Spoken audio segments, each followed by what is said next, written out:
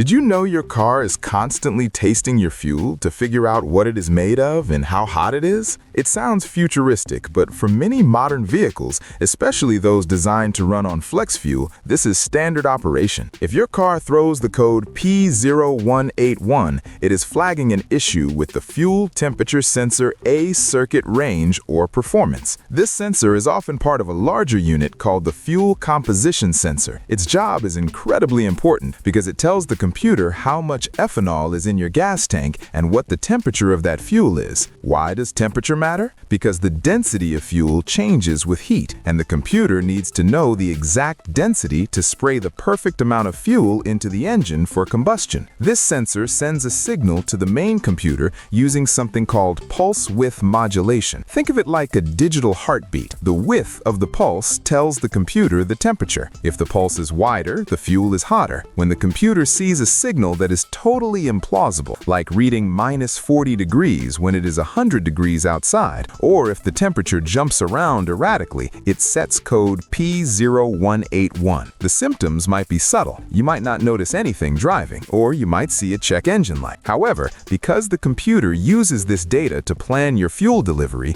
ignoring it can lead to poor performance or efficiency issues down the line. The causes are usually narrowed down to a bad sensor, a faulty ambient temperature sensor, since the car compares the two readings, or damaged wiring. Diagnostics here require a bit of tech. You will want a scanner that can read live data, compare what the fuel temperature sensor is reporting against a simple infrared thermometer reading of the fuel tank or lines. If the scanner says the fuel is boiling, but your thermometer says it is lukewarm, the sensor is likely lying. You also need to check the electrical integrity. These sensors typically operate on a 5-volt reference signal. Using a multimeter, you can check if the sensor is getting power and has a solid ground. If the reference voltage is missing at the connector, the problem is back towards the computer or a break in the wire. If power and ground are present, but the signal is weird, the sensor is the failure point. One pro tip is to check the connectors for fuel contamination. Sometimes the sensor fails internally and pushes fuel up into the wire harness, which ruins the connection. Correcting this usually involves replacing the sensor or repairing the wiring, but always clear the codes and drive the vehicle to verify the fix. It is a smart system, but when it fails, it needs a human touch to get back on track.